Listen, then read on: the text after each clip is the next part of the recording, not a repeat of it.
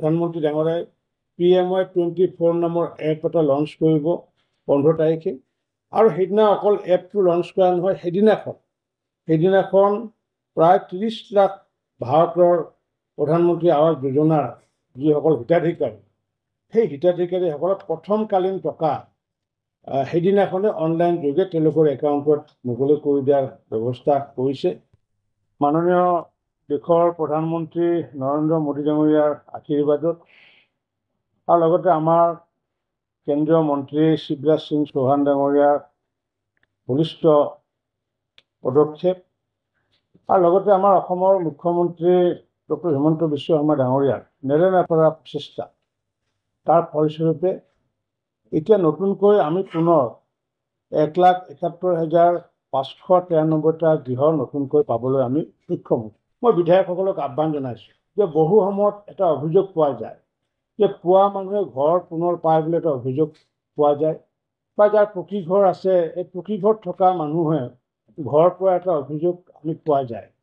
পূৰ্বতে যিহেতু এইবোৰ ছাৰ্ভে 2011 চনত 18 চনত হৈছিলে, গতিকে সেই সময়ত মই যিহেতু দায়িত্বত নাছিলোঁ, গতিকে সেইবোৰ আমি পোৱা মানুহৰ নাম কাটিব পৰা অৱস্থাত নাছিলে।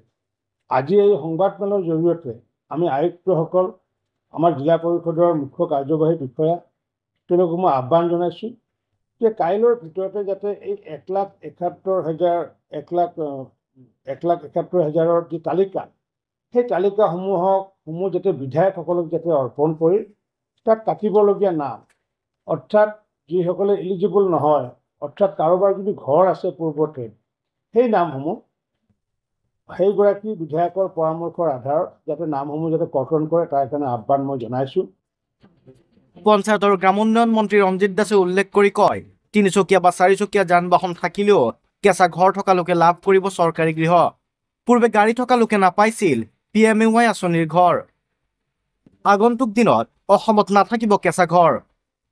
চৰকাৰে এতিয়া এটা সিদ্ধান্ত ঘোষণা কৰিছে আৰু সেই সিদ্ধান্তৰ আধাৰত এতিয়া পুনৰ নতুনকৈ আমাক ছাৰ্ভে কৰাৰ এটা সুবিধা প্ৰদান কৰিব।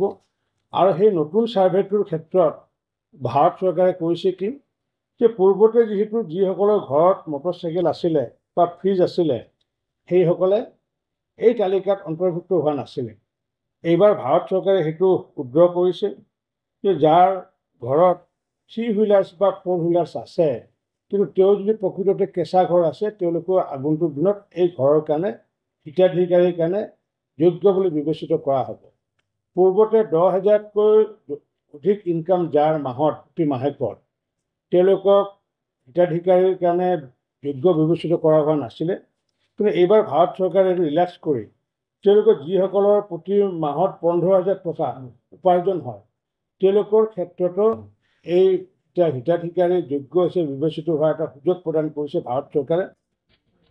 জামছেদপুৰত 15 ছেপ্টেম্বৰত প্ৰধানমন্ত্ৰী মোদীৰ উপস্থিতিত গৃহ অনুমোদনৰ দিনাই 26 লাখ সম্পূৰ্ণ হোৱা PMAY-ৰ গৃহ প্ৰৱেশৰ লগতে 10 লাখ হিতাধিকাৰীলৈ প্ৰথম কিস্তি মুকলি কৰি দিয়াৰ সমান্তৰালকৈ অসমতো প্ৰতিখন GP, ব্লক আৰু জিলাত একেদিনাই 1,71,593 হিতাধিকাৰীয়ে গৃহপ্ৰৱেশ, 1,03,575টা সম্পূৰ্ণ হোৱা গৃহৰ প্ৰথম কিস্তি মুকলি কৰিব।